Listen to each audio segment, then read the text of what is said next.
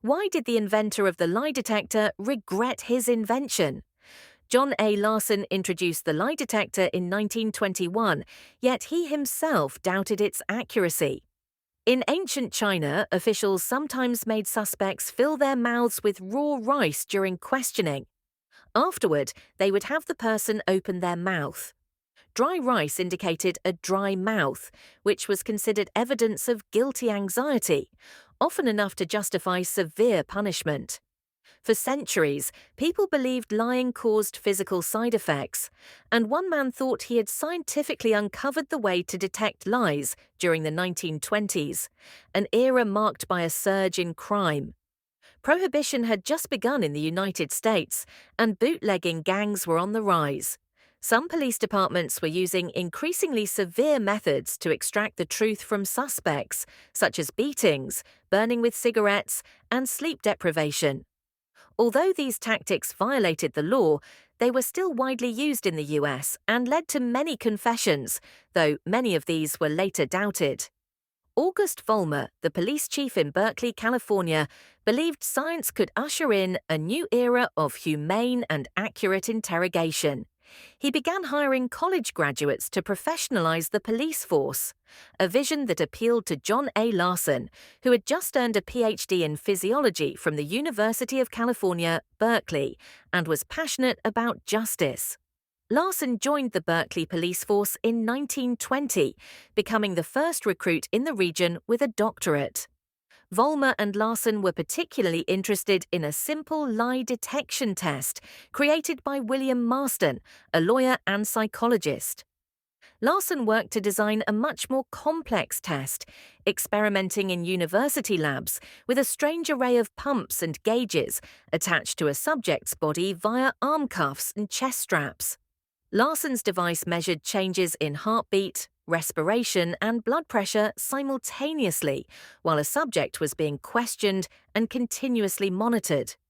He believed the device could reveal false answers through specific fluctuations that would be recorded by a stylus on rolling paper. The operator would then analyze and interpret the results. In the spring of 1921, Larson unveiled the psychogalvanometer, later known as the polygraph or lie detector. The machine looked like a mix of a radio, medical stethoscope, dental drill, gas burner, and more, all set on a long wooden table.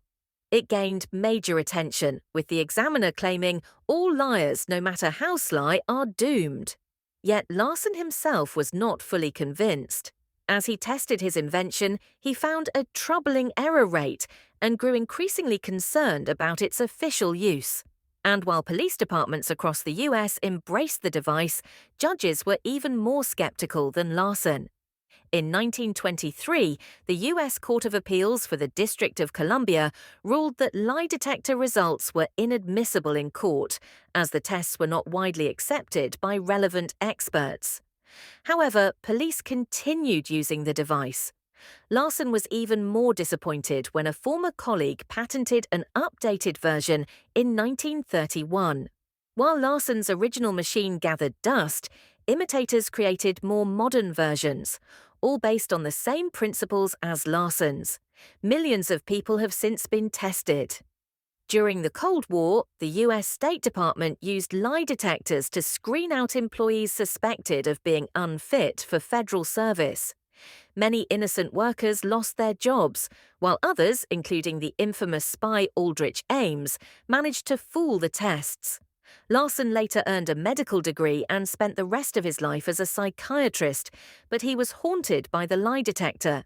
He described it as his Frankenstein's monster, something he couldn't control or destroy.